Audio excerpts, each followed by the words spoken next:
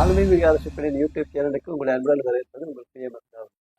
நம்ம என்ன பண்ணோம்னா போன வீடியோவில், அதாவது இப்போ பணியில் சேர்ந்து 30 வருஷம் வரைக்கும் வேலை பார்க்குறவங்களுக்கு என்ன பணப்பலன் கிடைக்குன்னு போடணும்.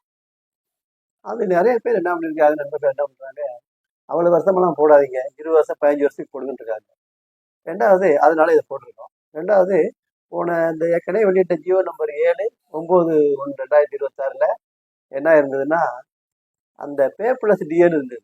அது நம்ம கூட தெளிவுரை தேவைன்னு சொல்லியிருந்தோம். அது தேவையில்லை. ஏன்னு கேட்டிங்கன்னா, இப்போ 1/1/2026 பே கமிஷனுடைய காலம் துவங்கி விட்டது. இப்போ இன்னைக்கு தேதியிலேருந்து என்னன்னு கேட்டிங்கன்னா, பே ப்ளஸ் டிஏக்கு தான் புது பே வரப்போகுது. ஆகையினால பே ப்ளஸ் டிஏக்கு பென்ஷன் பார்க்கறது நல்லது தான்.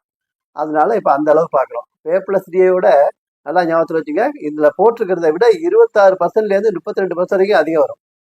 நான் சொல்கிறது நல்லா புரிஞ்சுங்க. நான் பே கமிஷனுக்கு முன்னால் உள்ள வேலை போட்டிருக்கேன். இதில் உள்ளது 26%லேருந்து 32% வரைக்கும் அதிகம் வரும். இப்போ முதல்ல பார்ப்போம். 3 பதவிக்கு நான் போட்டிருக்கேன்.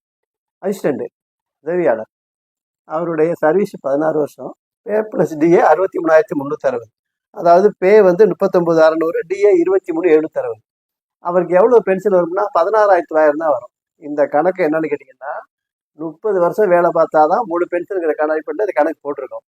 அது மாறினால் நான் மறுபடியும் போடுறேன். ஆனால் இப்போதைக்கு பென்ஷன் ரூல் அதில் மாறலை. இதுதான் பென்ஷன் ரூல் 1/7/96 உள்ளது, அது போட்டிருக்கோம். ஸோ இவர் இந்த பேசிக் பேக்கு இவர் பார்த்துருக்கிற 16 வருஷம் பணிக்கு 16,900. இவர் முழுசாக 30 வருஷம் பார்த்துருந்தாருன்னா கிட்டத்தட்ட 31,830 கிட்டத்தட்ட வரும். ஆனால் இவர் பார்த்தது 16 வருஷம், அதனால 16,900. இவர் கம்யூட்டேஷன் இதில் 3ல் ஒரு பங்கு பெறலாம். 5,53,882. இவருக்கு கிராஜுவிட்டி 5,06,880. அவருடைய ஃபேமிலி பென்ஷன் 10,140.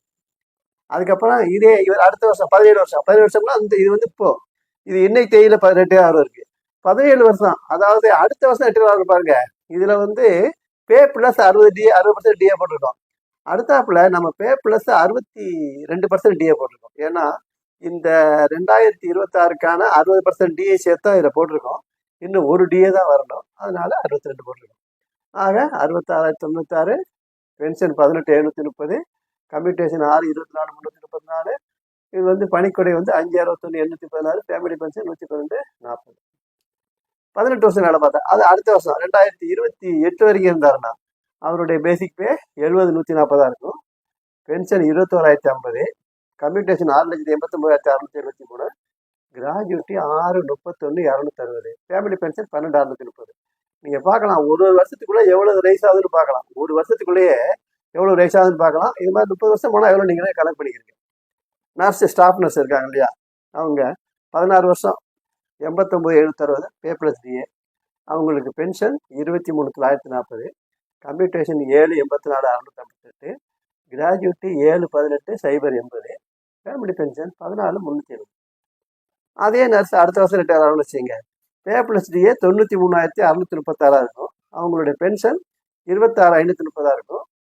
கம்யூட்டேஷன் 8,69,515, கிராஜுவிட்டி 7,95,906, 15,920 ரூபா ஃபேமிலி பென்ஷன். அப்புறம் 18 வருஷம், அதுக்கு அடுத்த வருஷம் ரிட்டையர் ஆகணும்னு வச்சுங்க, அல்ல இப்போயே கூட 18 வருஷம் இருக்கலாம். 18 வருஷம் வேலை பார்த்தாங்கன்னா, அடுத்த வருஷம் வேலை பார்த்தாங்கன்னா பே ப்ளஸ் டிஏ 99,365. ஒரு வருஷம் எப்படி ரைஸ் ஆகிருந்தாலும் அது போட்டிருக்கேன். 99,365 ஆகும்.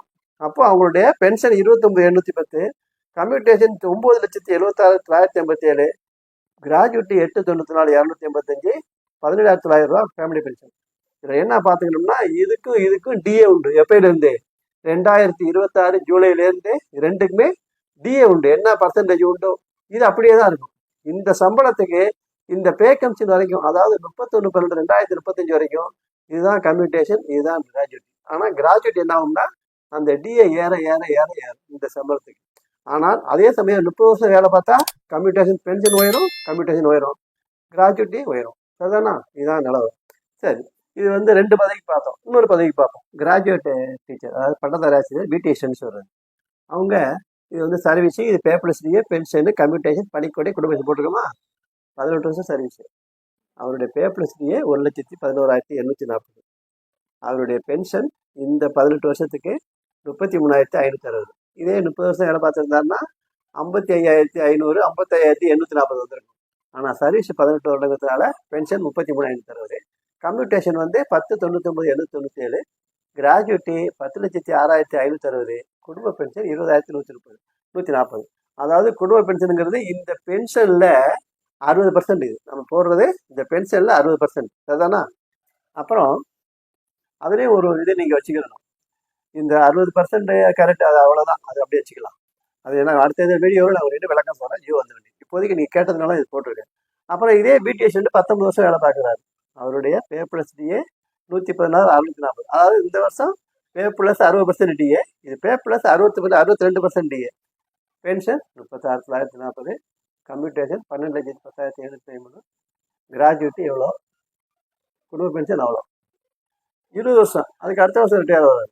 1/23/2014, பென்ஷன் 41,310, 13,53,977, கிராஜுவிட்டி எவ்வளோ, ஃபேமிலி பென்ஷன் 24,790. டிஏ தான் நான் போட்டிருக்கோம். இதான் நான் சொல்லிட்டேன். 26லேருந்து 32 வருஷம் வரைக்கும் பர்சன்ட் வரைக்கும் 1/1/2020 அதிகரிக்கும். இதோட டிஐ சேரும். இந்த பென்ஷன் கூடவும் அந்த குடும்ப பென்ஷன் கூடவும் டிஐ சேரும். அதுதானா? இப்போதைக்கு குறைந்தபட்ச பென்ஷன் 7,850 இருக்குது. குறைந்தபட்ச குடும்ப பென்ஷன் அவ்வளோதான் இருக்குது. அது எப்படிங்கிறது மட்டும் நிர்ணயம் ஆகணும். இந்த ஏற்கனவே ரிட்டையர் ஆனவங்களுக்கும் 10 வருஷத்துக்கு குறைய சர்வீஸ் உள்ளவங்களுக்கும் ஜியோ வந்தோடனே பார்ப்போம். நன்றி, வணக்கம்.